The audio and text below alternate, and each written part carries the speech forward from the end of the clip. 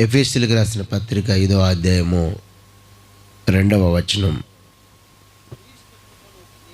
క్రీస్తు మిమ్ములను ప్రేమించి పరిమళ వాసనగా ఉండుటకు మన కొరకు తను తాను దేవునికి అర్పణముగాను బలిగాను అప్పగించుకొనెను. చాలు.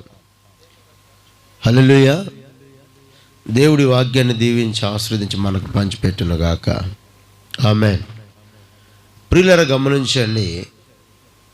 అపోస్తలుడైనటువంటి పౌలు గారు ఎఫెసీలో ఉన్నటువంటి సంఘ బిడ్డలకు రాస్తున్నాడు ఈ పత్రిక. ఎఫెసీలో ఉన్నటువంటి బాప్తిస్మం పొందిన పిల్లలకి అపోస్తలుడైనటువంటి పౌలు గారు రాస్తూ ఉత్తరం ఈ రీతిగా చెప్తున్నాడు. ఏమనంటే, ఓ ఎఫెసీలో ఉన్నటువంటి సంఘములో ఉన్నటువంటి ప్రజలారా, మీకు ఒక మాట చెప్తున్నా, గుర్తుపెట్టుకోండి అన్నాడు. ఏంటిదయ్యా అని చెప్పని వీళ్ళు అడిగితే, క్రీస్తు మిమ్ములను ప్రేమించి పరిమళ వాసనగా మీరునుటకు తనకు తాను అర్పణగా బలిగా దేవునికి అప్పగించుకున్నాడు. కాబట్టి మీరందరూ ఒకరికొకరు ప్రేమ కలిగి ఉండండి. యేసుక్రీస్తు వారు చేసిన బలియాగానికి తగినట్లుగా బ్రతకండి. ఆయన మనలను ప్రేమించాడు, ప్రేమించి ప్రాణం పెట్టాడు, మరణించి తిరిగి లేచాడు. కాబట్టి దీనికి నేను సాక్షిని, మీరు కూడా సాక్షులై ఉండండి అని చెప్పాను అంటున్నాడు. ఎంత గొప్ప మాటో కదా అది. క్రీస్తు మిమ్ములను ప్రేమించి అన్నాడు. ఎవరిని ప్రేమించాడంట క్రీస్తు? ఎవరిని ప్రేమించాడు? నన్ను అని చెప్పండి. నన్ను ప్రేమించాడు యేసయ్య. ప్రతి ఆదివారం జనాలను చూస్తుంటే నాకు నవ్వాలో ఏడవాలో అర్థం కావడంలే. ఎందుకంటే దేవుని కన్నా కూడా ఎక్కువగా ప్రాధాన్యత లోకానికి మనం ఇస్తున్నాం. లోకం అంటే తన ఇచ్చలను తను జరిగించుకుంటూ ఉంటుందంట. ఎంత కరువులో ఉన్నా, ఎంత కాటకాల్లో ఉన్నా, భయంకరమైన పరిస్థితుల్లో ఉన్నా దేవుణ్ణి విడిచిపెట్టకుండా పట్టుకున్నవాడు మాత్రమే క్రీస్తుకు వారసుడుగా కనపడతాడు. ఈరోజు ఇటు అటు కొట్టబడి వారంగా గాలికి చెదరగొట్టే పొట్టువలే మనం క్రైస్తవులం కనిపిస్తున్నాం. ఇక్కడ పరిశుద్ధ గ్రంథములో ఎఫెసీ పత్రికలో పౌలు గారు ఎఫెసీ సంఘంతో మాట్లాడుతూ, ఓ ఎఫెసీలో ఉన్నటువంటి సంఘస్థులారా, క్రీస్తు నామాన్ని బట్టి మీకు ఒక మాట చెప్తున్నా వినండి అన్నాడు. ఏంటిదయ్యా అంటే, క్రీస్తు మిమ్ములను ప్రేమించాడు. ప్రేమించటమే కాకుండా మీరు పరిమళ వాసనగా ఉండడానికి తన్ను తాను అప్పగించుకున్నాడు, చావుకు సహితము అన్నాడు. అంటే పరిమళ వాసనగా ఉండాలి అని అంటే అంతకుముందు మనం ఎలా ఉన్నామంట? మనం ఎలా ఉన్నాం? అంతకుముందు ఎలా ఉన్నాం? 2వ అధ్యాయములో మొట్టమొదటి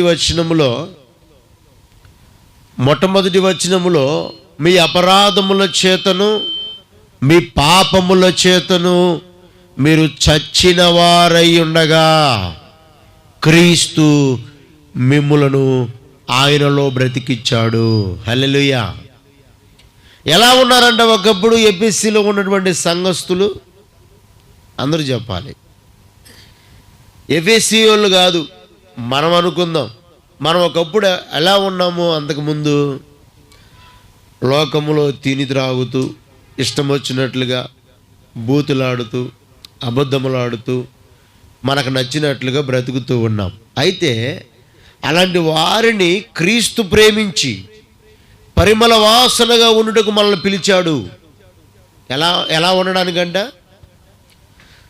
అంతకుముందు ఎలా ఉంది మన వాసన? దుర్వాసన కదా, చెడు వాసన, అపవిత్రమైన వాసన. చాలామంది పగలంతా ఎండలో పనిచేస్తే చెమట వాసన, వాళ్ళ దగ్గరికి వెళ్ళి నుంచోలేం కదా. కొంతమంది చెమట వాసన మరీ దారుణంగా ఉంటుంది. కొంతమంది వాసన వచ్చి రానట్టుగా ఉంటుంది.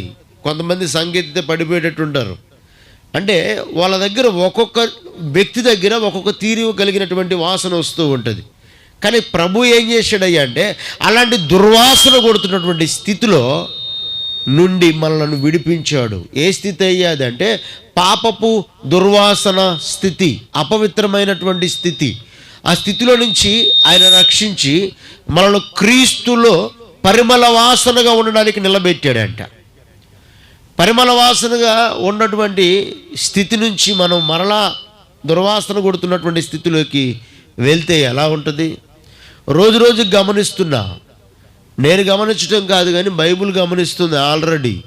మీలో విశ్వాసులను కనుగొందునా అంటాడు. ఎలాంటి వ్యక్తులు అంట? ప్రభు రాకడకు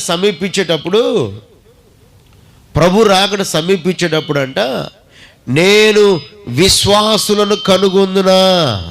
లోకములో ప్రేమలు చల్లారిపోతాయి.